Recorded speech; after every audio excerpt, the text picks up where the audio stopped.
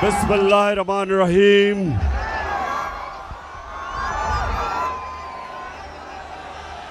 फैसलाबाद माशाअल्लाह सबको आज मैं खुशामदीद कहता हूं अपने नौजवानों को। यहां मेरी बहनें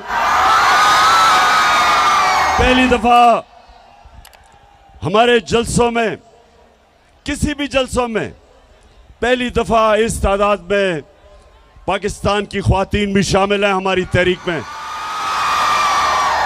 यहां हमारे MNAs, MPs, वर्कर्स, नौजवान, यूथ, और मैं यहां अपनी मसीह बरादरी को भी खुशामदीद कहता हूं। मेरे पाकिस्तानियों, मैं जब 2018 में इलेक्शन कैंपेन में जब मैं यहां आया फैसलाबाद, तो यहां बेरोजगारी थी, यहां टेक्सटाइल इंडस्ट्री बंद हो रही थी, हाउसिंग सोसाइटीज बनाई जा रही थी, टेक्सटाइल इंडस्ट्रीज बंद करके बेरोजगारी थी। और मैं अल्लाह का शुक्र अदा करता हूं कि हमारे 3.5 साल में यहां टेक्सटाइल इंडस्ट्री भी उठी, यहां रोजगार भी मिला, इर्द गिर्द किसानों के पहली दफा किसानों के पास इतना पैसा आया, उनकी फसलों के ऊपर उनको पैसा मिला। गन्ना जो किसान उगाता था और जो शुगर माफिया उसको पैसे नहीं देता था, हमने उनको पैसा दिलवाया, हमने टाइम पे कीमत दिलवाई। और जब पैसा गया देहात में, किसान ने अपनी जमीनों पे लगाया, और पिछले 2 साल हमारे सबसे ज्यादा 4 बड़ी बड़ी फसलों की पैदावार हुई और कीमत भी मिली। आज जब मैं फैसलाबाद यहां पहले मैंने जलसा किया 2 महीने पहले, अब मैं फिर यहां हूं आपके पास। कभी भी सियासी जलसे 3-4 साल के बाद एक शहर में होते थे, उससे पहले नहीं होते थे। यह पहली दफा है कि 2 महीने में फिर फैसलाबाद जलसा कर रहा हूं, और माशाअल्लाह इस तादाद में अवाम आई है जलसे पे। लेकिन मुझे अफसोस से कहना पड़ता है कि फैसलाबाद में इंडस्ट्री बंद हो रही है। पावर लूम वाले मेहनत कश वो बंद हो रहे हैं। जो शटल लूम वो भी बंद हो रही हैं, जो एक्सपोर्ट करते हैं। बेरोजगारी बढ़ रही है, और उसके अलावा जो बिजली की कीमतें, पेट्रोल और डीजल की कीमतें,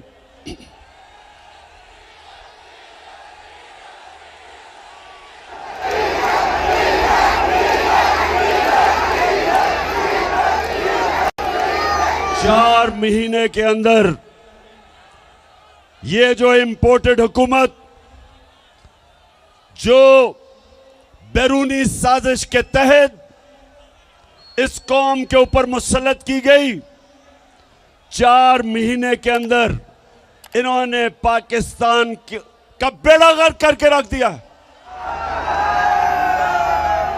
चाहे सनत देखो, चाहे किसानों से पूछो, चाहे अवाम से पूछो, चाहे मजदूरों से पूछो, सारों के हालात बुरे हैं।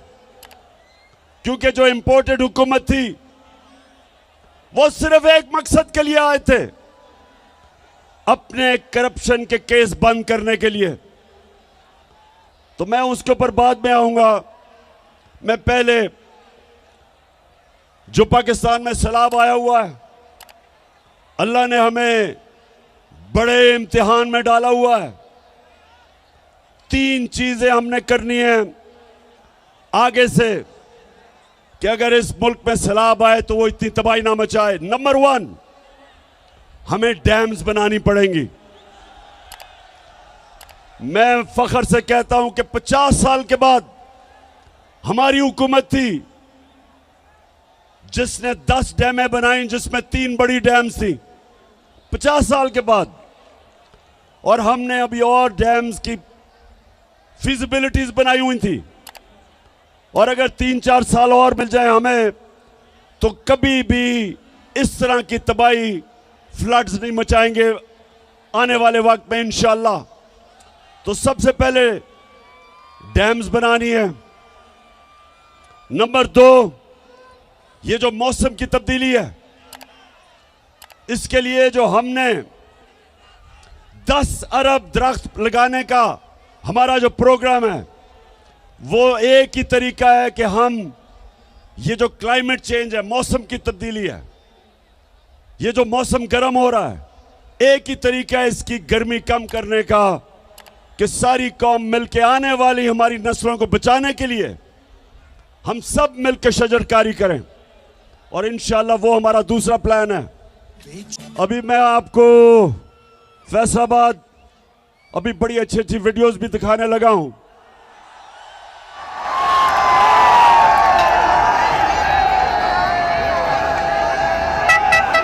लेकिन उससे पहले मौसम का मैं सिर्फ आपको बता दूं कि हमने मौसम की तब्दीली को भी रोकने के लिए इस कौम ने मिलकर शजरकारी करनी है, हमने डैम्स बनानी है। और तीसरी चीज, जब पानी आता है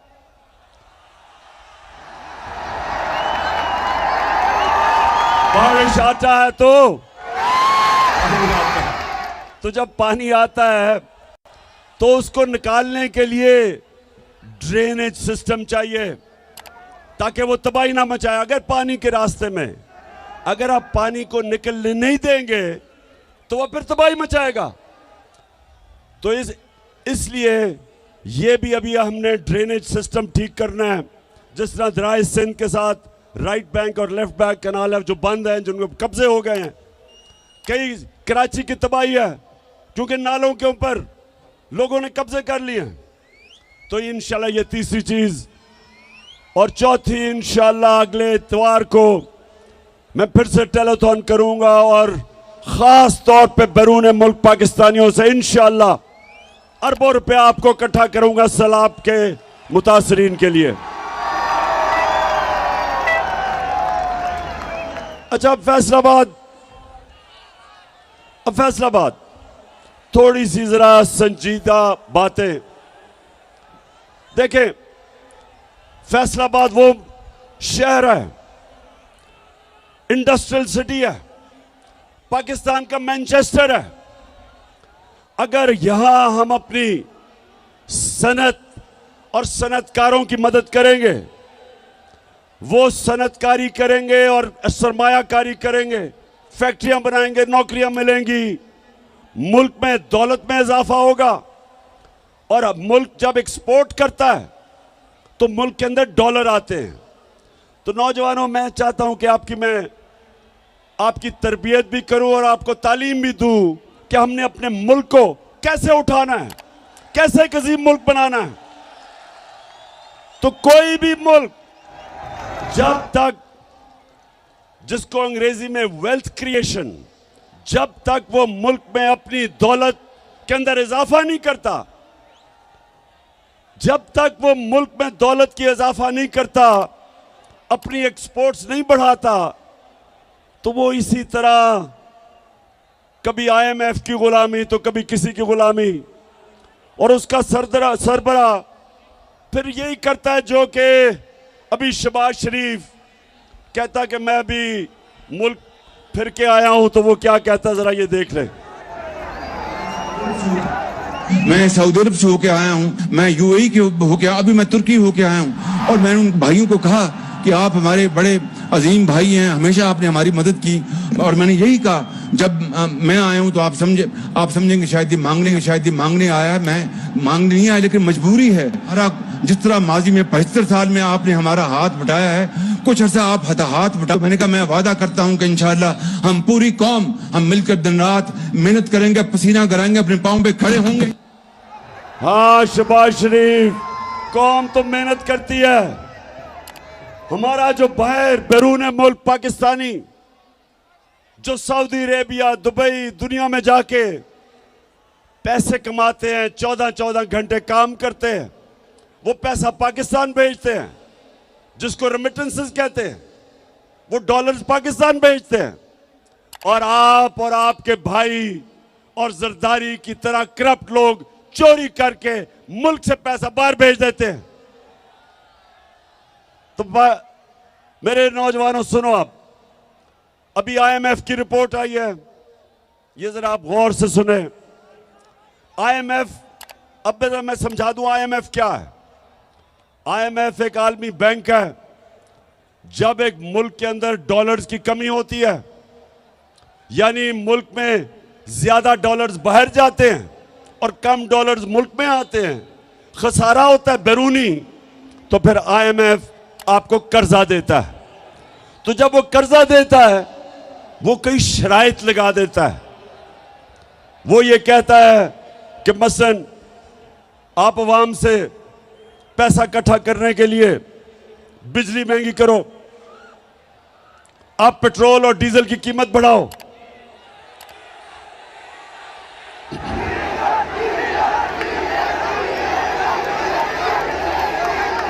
वो जोर लगाता है। वो कहता है कि जब तक खसारा खत्म नहीं होता तो तुम कीमतें बढ़ाओ। हम जब हमारी हुकूमत थी, हम क्या कर रहे थे? हम कहते थे आईएमएफ को कि देखो, हम अपनी दौलत में इजाफा करेंगे, हम अपनी इंडस्ट्री को इंसेंटिव देंगे कि ताकि इंडस्ट्री ज्यादा पैदावार पड़े, ज्यादा इंडस्ट्रीज लगे। हम अपने किसान को उसकी मदद करेंगे ताकि वो ज्यादा पैदावार, उसकी फसलें ज्यादा पैदावार करे। और जब ज्यादा पैदावार होगी, हमारी दौलत में इजाफा होगा, हम आपके कर्जे भी वापस कर देंगे और हम अपनी अवाम के ऊपर बोझ कम करेंगे। क्योंकि जब हमारा टैक्स बढ़ जाएगा, उस टैक्स से हम अवाम को सस्ती बिजली भी देंगे, सस्ता डीजल और पेट्रोल भी देंगे।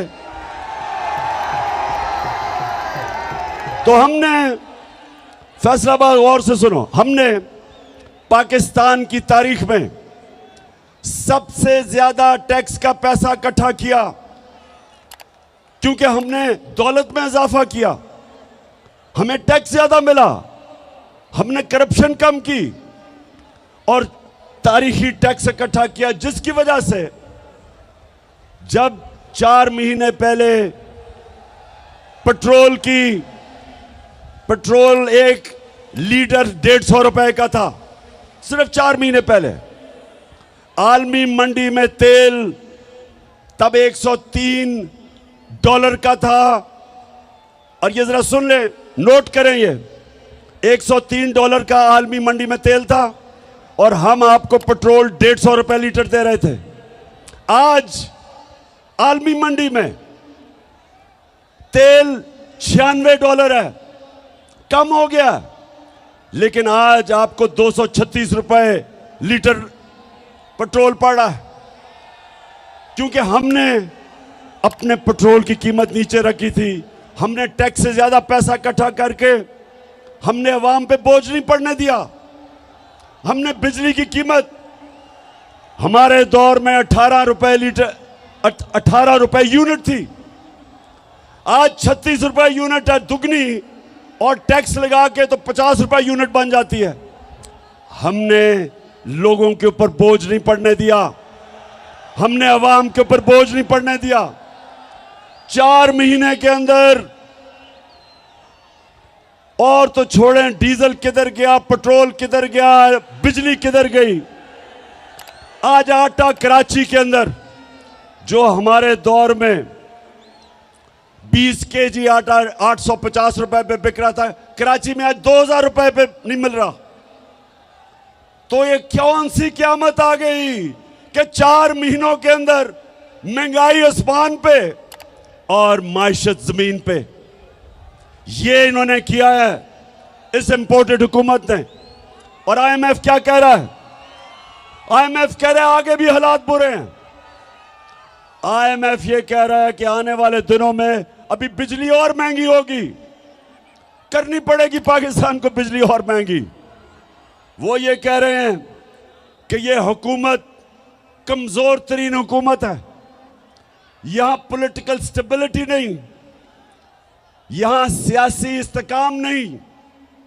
इसका मतलब कि सरमायाकारी नहीं होगी, इसका मतलब दौलत में इजाफा नहीं होगा, इसका मतलब हमारी मैशत सुकड़ती जाएगी, इसका मतलब बेरोजगारी बढ़ेगी, इसका मतलब फैक्ट्रियां बंद होगी, इसका मतलब कीमतें ऊपर जाएंगी, कीमतें ऊपर जाएंगी और बेरोजगारी बढ़ेगी।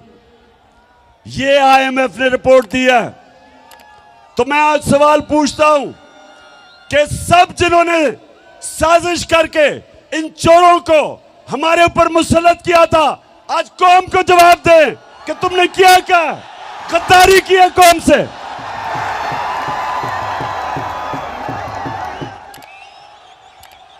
आज कौम आपसे जवाब मांग रही है।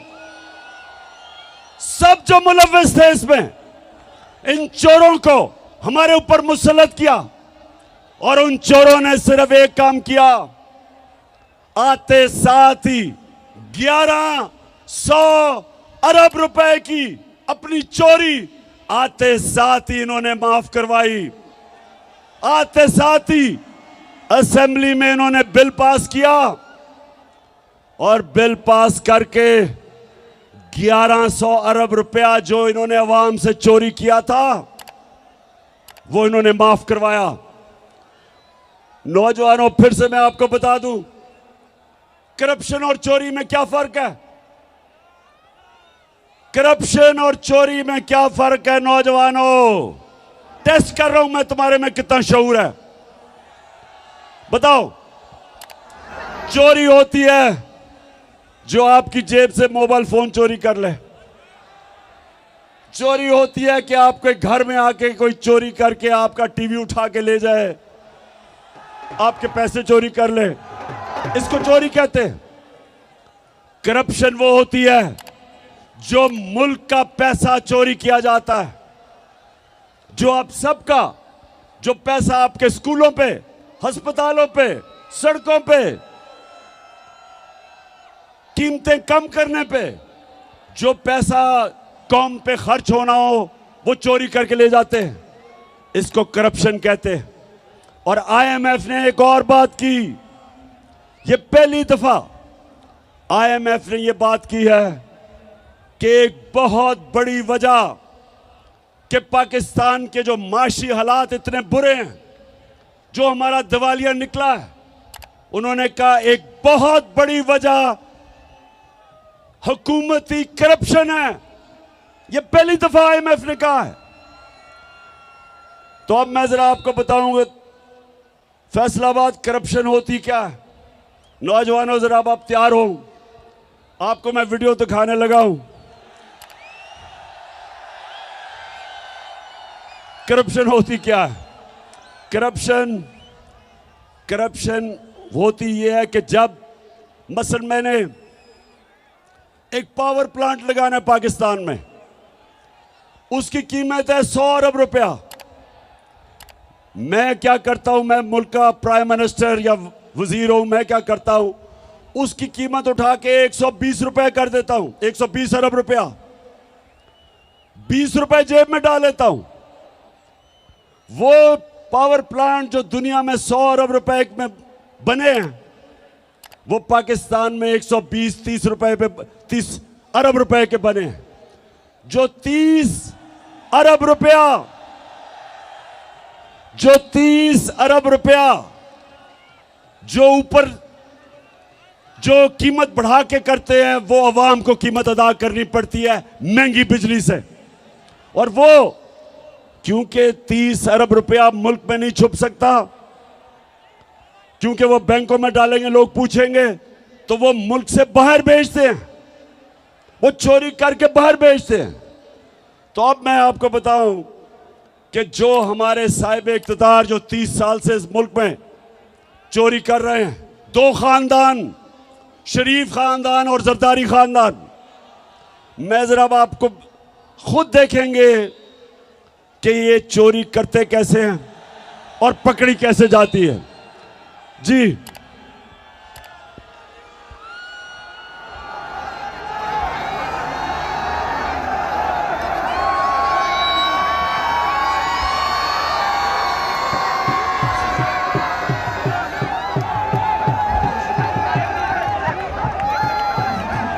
इतनी है कि आप कोई प्रॉपर्टी आप ले सकते हैं। कि आपने मे फेयर के अंदर जो आपकी 4 अपार्टमेंट्स हैं उनकी 1 अरब से ज्यादा, 1 अरब रुपए से ज्यादा उनकी कीमत है।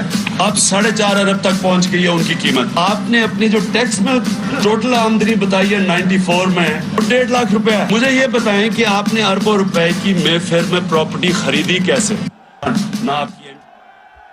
अच्छा, ये आज से 10 साल पहले मैंने इनसे सवाल पूछा शरीफों से कि ये आपके पास लंदन में महंगी तरीन जगह, लंदन यूरोप की सबसे महंगी तरीन शहर है, उस शहर की सबसे महंगी तरीन जगह मेफेयर में मैं इनसे पूछता हूं तुमने किधर से ये पैसा आया? तो ये जरा अब मरियम बीबी का सुने। कि आप लोगों को बेवकूफ नहीं बना सकते। मेरी सेंट्रल लंदन में प्रॉपर्टीज तो दूर की बात है, मेरी पाकिस्तान में भी कोई प्रॉपर्टी नहीं है। मैं अपने वालिद के साथ है और मुझे समझ नहीं आई कि मेरी और मेरी वालदा की और बहन भाइयों की प्रॉपर्टीज ये कहाँ से निकाल के ले आए हैं। मेरे नाम पाकिस्तान में कोई प्रॉपर्टी नहीं है, ये तो इंग्लैंड की बात है। सुन लिया, सुन लिया। ये मरियम को नहीं पता था कि एक हदीस है कि शैतान आपके गुनाह दुनिया में नशर कर देता है, कि आप जितना मर्जी गुनाह छुपाना चाहें शैतान दुनिया में नशर कर देता है। तो उनको नहीं पता था आज से 9 साल पहले कि एक इंटरनेशनल इंकशाफ हो जाएगा जिधर उनकी मेफेयर की अरबों रुपए की प्रॉपर्टी के ऊपर भी इंकशाफ होगा कि ये इनकी है। ये कहती है ना मेरी नहीं है। अब ये सुने।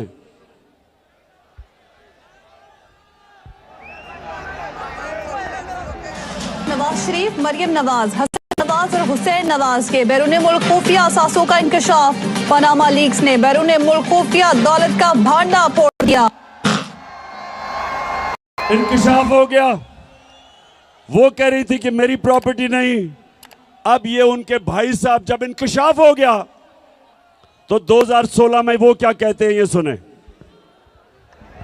मैं इस बात को तस्लीम करता हूँ कि अल्हम्दुलिल्लाह पाक लेन के ऊपर जो अपार्टमेंट्स हैं वो अल्हम्दुलिल्लाह हमारे हैं। मैं इस बात को तस्लीम करता हूँ कि उनको ऑफशोर कंपनीज नेस्कॉल लिमिटेड और नीलसन लिमिटेड जो है उनको ओन करती हैं। और मैं आपको ये भी अर्ज करता हूँ उनको होल्ड कर रही है इस वक्त मरियम नवाज शरीफ, मेरी हमशीरा जो है। ठीक है जी, समझ गए? अब समझ गए? ये समझ गए कि करप्शन क्या होती है।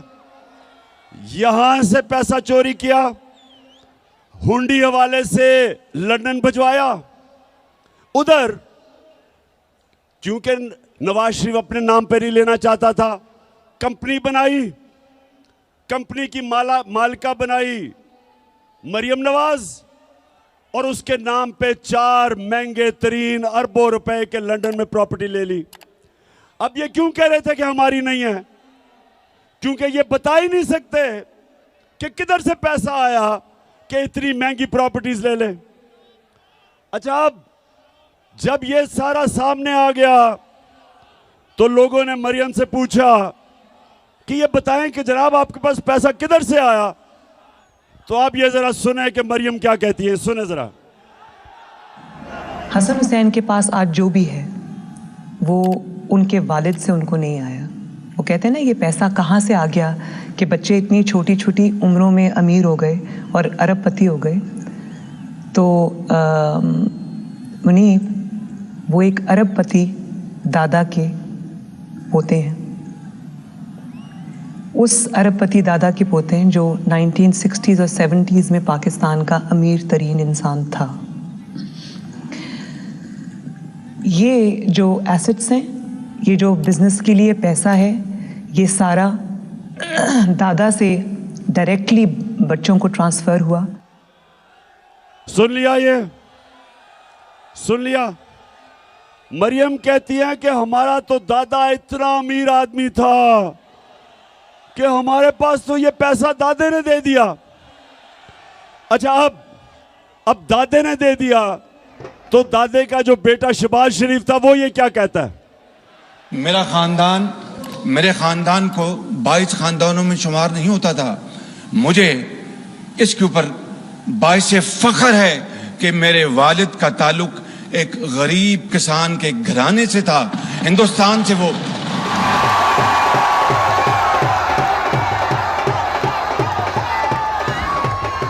वैसे मैं मरियम को दाद दूंगा, मैं आज उसे अप्रिशिएट करना चाहता हूं।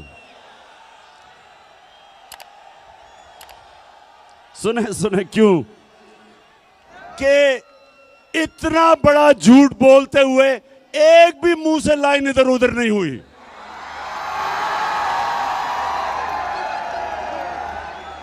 यानी झूठों का बादशाह बना, इतने सीधे मुंह से मेरा तो दादा बड़ा अमीर आदमी था।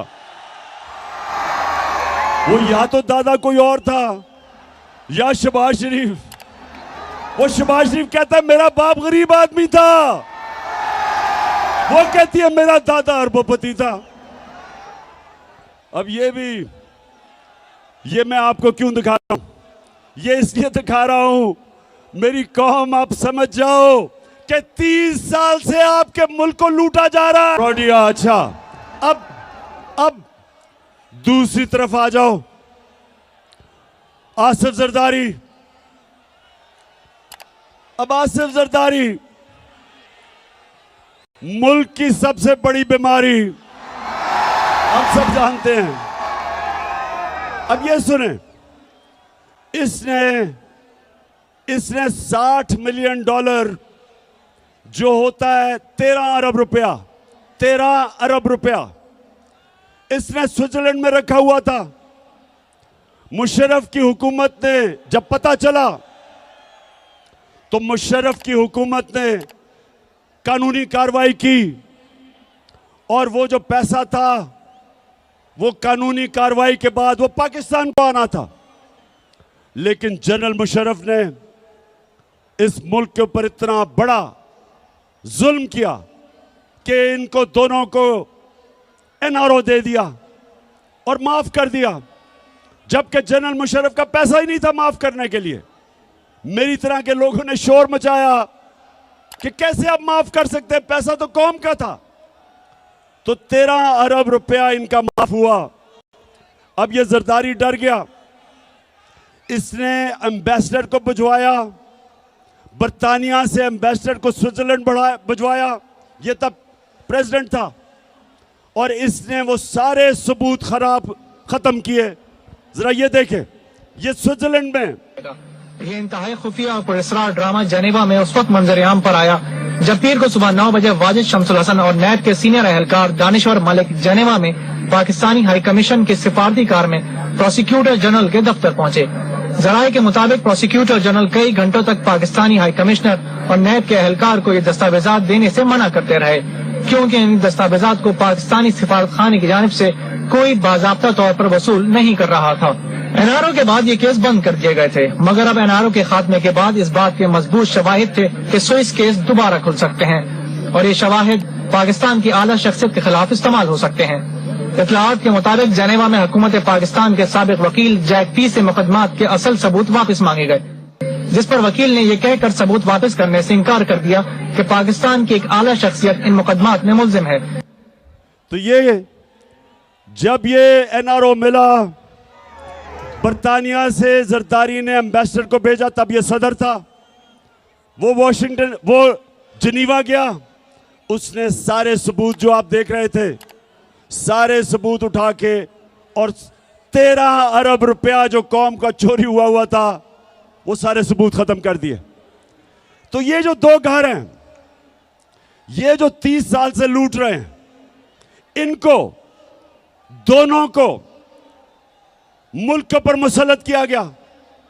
और ये जो दो घर हैं, ये पाकिस्तानियों गौर से सुन लें, ये 20 साल एक दूसरे को चोर कहते रहे। 20 साल जरदारी कहता था नवाज शरीफ चोर है और नवाज शरीफ कहता था जरदारी करप्ट है। 20 साल। और जब तहरीक इंसाफ की सुनामी आई, दोनों इकट्ठे हो गए, दोनों चोर मिल गए। और अब इनको हमारे ऊपर मुसल्लत किया गया। 4 महीने में सारी कौम देखो कि उन्होंने किया क्या हमारे साथ। और मैं अब आपसे जो सबसे संजीदा बात करना चाहता हूं वो ये, अब ये मुल्क को संभाल नहीं सक रहे। मुल्क के हालात बिगड़ते जा रहे हैं।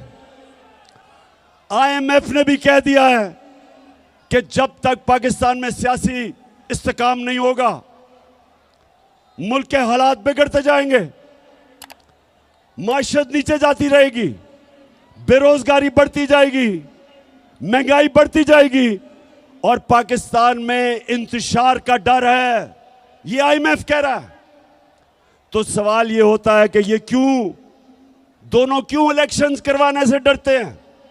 क्योंकि सिर्फ इलेक्शन की वजह से मुल्क में इस्तेकाम आएगा सियासी। तो ये क्यों डरते हैं इलेक्शन से? ये डरते आपकी वजह से हैं। इनको पता है कि जब इलेक्शन हुआ इनका नाम और निशान मिट जाएगा। और इसलिए एक ये वजह है। और दूसरी बड़ी इंपॉर्टेंट वजह है, पाकिस्तानियों सुनो, दूसरी वजह यह है कि नवंबर में नया आर्मी चीफ आने वाला है। और ये दोनों जरदारी और नवाज शरीफ, इनकी पूरी कोशिश है कि ऐसा आर्मी चीफ आए जो ये अपना कोई फेवरेट लेके आए। ये अपना आर्मी चीफ लाना चाहते हैं क्योंकि पैसा इन्होंने चोरी किया हुआ है। ये डरते हैं कि यहां कोई तकड़ा आर्मी चीफ आ गया, एक मुहिब्बे वतन आर्मी चीफ आ गया तो वो पूछेगा इनसे। तो इस डर से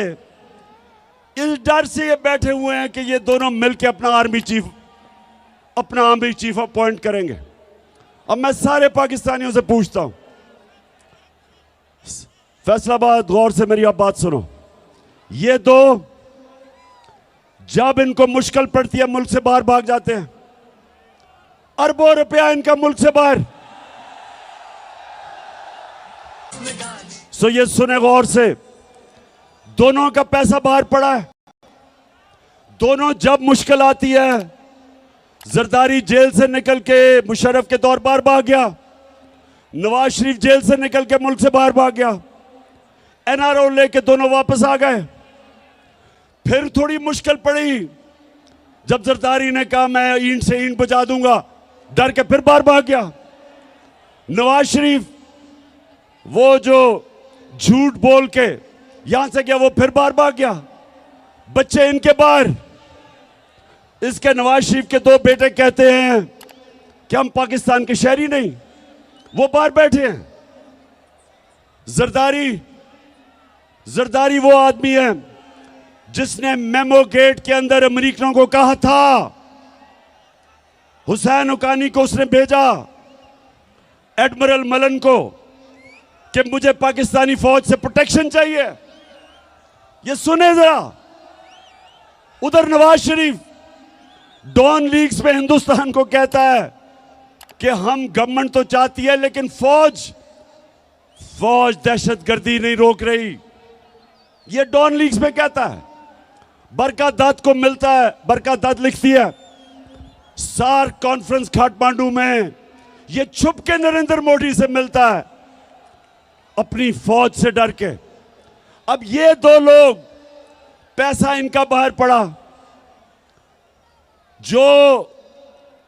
जो वहां की ताकतें जो इनको लेके आई, जिधर इनका पैसा पड़ा, ये उनके गुलाम हैं। तो मेरा सवाल ये है कि क्या आर्मी चीफ उनसे एनओसी लेके बनाएंगे? ये मैं सारी कौम के सामने समझता हूं कि ये सिक्योरिटी रिस्क है। ये दो वो लोग हैं जो मुल्क के गद्दार हैं। पैसा बाहर, इंटरेस्ट बाहर, करप्ट। ये माजी में डॉन लीक्स और मेमोगेट, किसी सूरत इस मुल्क की तकदीर इनके हाथ में नहीं होनी चाहिए। इस मुल्क का आर्मी चीफ मेरिट के ऊपर होना चाहिए। जो सबसे मेरिट पे है उसको आर्मी चीफ बनना चाहिए। किसी की पसंदीदा आर्मी चीफ नहीं होना चाहिए, किसी का फेवरेट नहीं होना चाहिए। तो फैसलाबाद, अब मुझे पता है हिंदुस्तान का मैच शुरू होने लगा और पाकिस्तान का।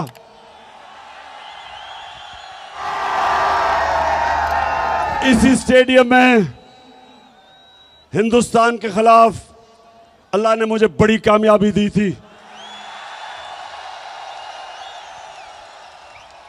आज भी हम सोचते हैं कि हमारी इंशाल्लाह टीम अच्छी करेगी। तो मैं फैसलाबाद आपसे आखिर में, देखें जिधर हमारा मुल्क खड़ा है, मैं नौजवानों को खास तौर पे आज कहना चाहता हूं, मेरे नौजवानों, आपने तैयार होना है मेरी कॉल के लिए। इस मुल्क की हकीकी आजादी के लिए आपने मेरे साथ खड़ा होना है।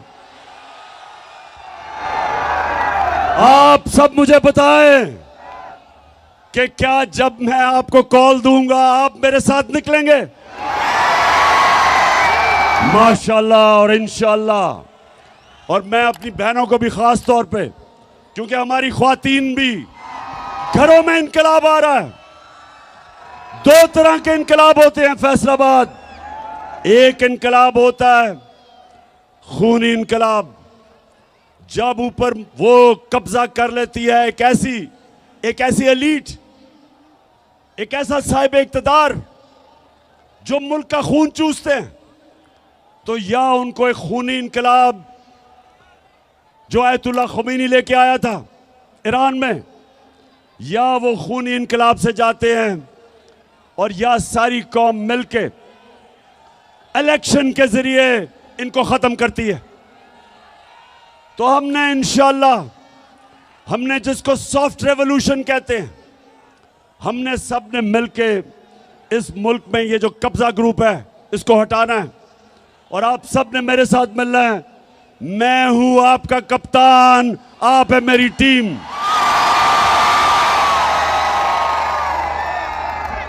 और फैसलाबाद इलेक्शन भी आ रहा है, यहां एक इलेक्शन भी है, आपको पता है लोटों का। इस फैसलाबाद में भी एक दो लोटे निकले हैं।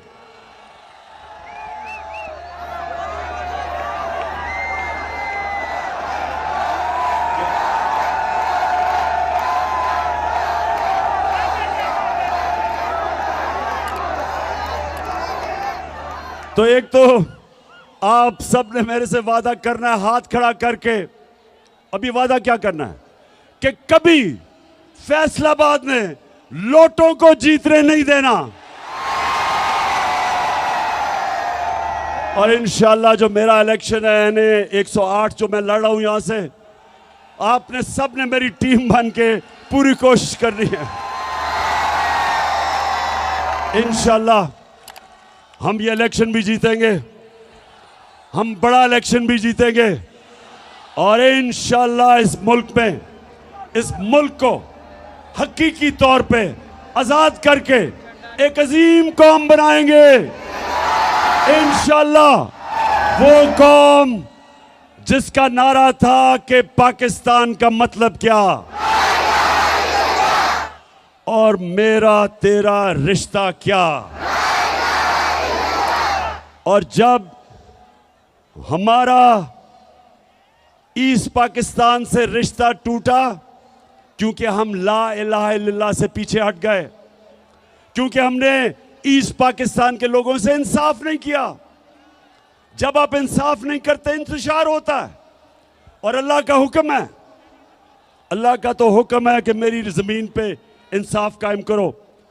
तो फैसलाबाद हमारा रिश्ता सारे पाकिस्तानियों का ला इलाहा इल्लल्लाह है और हमारा अल्लाह से वादा है ला इलाहा इल्लल्लाह के हम सिवाय अल्लाह किसी के सामने नहीं झुकते, ना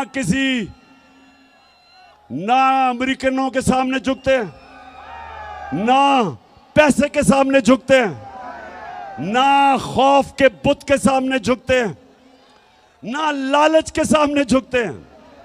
हम एक खुददार कौम है, हम एक गैरतमंद कौम है और इंशाअल्लाह हम एक दिन आएगा कि सारी दुनिया में हमारे हरे पासपोर्ट की इज्जत होगी। पाकिस्तान जिंदाबाद।